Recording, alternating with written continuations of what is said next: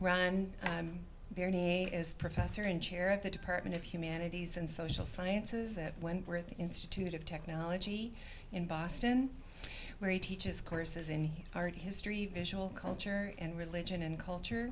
He holds an MA and Ph.D. degrees in art history and theory from Essex University and an MBA from the Whittemore School of Business and Economics at the University of New Hampshire. He also holds a master's degree in theology and religious studies from the University of Scranton and a certificate of advanced theological study from Episcopal Divinity School in Cambridge, Mass.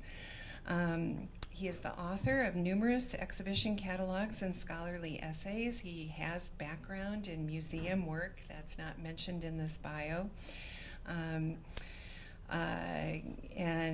Those include The Economy of Salvation, Narrative and Liminality in Rembrandt's Death of the Virgin, Monument, Moment, and Memory, Monet's Cathedral in Fin de Siècle, France, Beyond Belief, The Theo-Aesthetics or Just Old-Time Religion, and The Unspeakable Art of Bill Viola,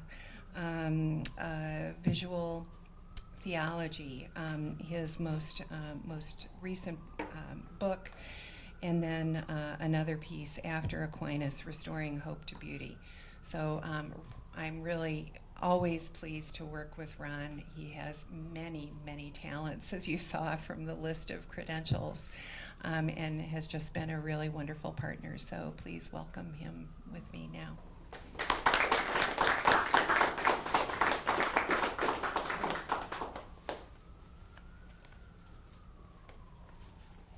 Thank you, Rachel. And let me add my welcome to Rachel's. It's a pleasure to see so many familiar faces and so many new faces today. And I think we're going to have a really exciting day of papers and exchange. So I thought what I would do before I introduce our keynote speaker today is just give you a little sense of what prompted the theme of this symposium today. Slides here. In the introduction to his much referenced 2004 book on the strange place of religion in contemporary art, book that draws us all here today, James Elkins succinctly summed up but what turned out to be my own sense of professional unease in proposing the theme of this gathering. There, Elkins wrote, and here I'm quoting, "For people in my profession of art history, the very fact that I have written this book may be enough to cast me into a dubious category of fallen or marginal historians who somehow don't get modernism or postmodernism," end quote. That spoke to me. There is, or was, in 2004, the critic argued, a general tendency within the art world to see art that invokes religion in any but a critical, negatively critical way as retrograde or reactionary.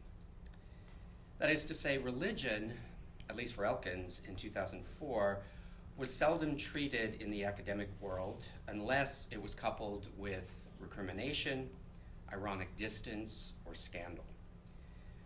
But the academy was not Elkins' only target. He goes on in his introduction to the 2004 book, quote, "The absence of openly religious art from modern art museums would seem to be due to the prejudices of a coterie of academic writers who have become unable to acknowledge what has always been apparent. Art and religion are entwined," end quote. And so that's what this symposium today is about. It's not about proposing a resurgence of religious iconography in contemporary art. I think we can all agree that theological content does not have to mean religious themes, explicit religious themes or subject matter, but rather to give voice to long silenced, sometimes maligned, and too often professionally risky positions informed by and reverberating with themes of the sacred. And as an aside, I will just leave it to others to consider whether it was just simple bad luck of the draw that the original version of this proposal for this symposium was written and submitted for inclusion in this year's College Art Association and was rejected, not for the first time. But I'm not bitter anymore. Our contribution to the debate aims to challenge the myopic secular gaze of art history and a pervasive skepticism when it comes to religion as a topic of discussion in the academy, the museum, and in critical writing. What the presentations today share, as diverse as they are, is a commitment to a discourse that comes to terms with faith as an integral part of the fabric of the social, and more specifically, conjecture on the place of the sacred in contemporary visual culture. Collectively, the speakers approach these issues, as we'll see, from a number of different perspectives. And as another aside, I would just say what a pleasure it was for both Rachel and me to read through the various proposals that we received. They range from historiography and method to theoretical speculation on theological aesthetics to contemporary art making and art writing. And it's encouraging to note that we're not the first or only voices in this discussion. Many publications, exhibitions, and critiques have emerged in recent years, some from folks in this room, confirming the appropriateness of our efforts here today. In 2004, Elkins lamented that the art world, quote, can accept a wide range of religious art by people who hate religion, by people who are deeply uncertain about it, by the disgruntled and the disaffected and the skeptical, but there is no place for artists who express straightforward, ordinary religious faith, end quote. Thankfully, much has changed since these remarks. The profession has been made to answer for its aversion to one of the most significant dimensions of human diversity, that is faith and religious expression. Artists, art historians, critics, curators have challenged the assumed secularism of institutional art history, what Sally Promy described as the secularization theory of modernity, and a generation of scholarship and exhibition has developed that resists the suspicion that can still come when religion is a topic of discussion in the academy. Even more recently, and I hope many of you saw this, in the January 24th edition of the Los Angeles Review of Books, a lead article by S. Brent Plate nicely frames the topic for us today. Its title is "Reports of the Death of Religious Art Have Been Greatly Exaggerated." So there's a question I hope that we can grapple with today.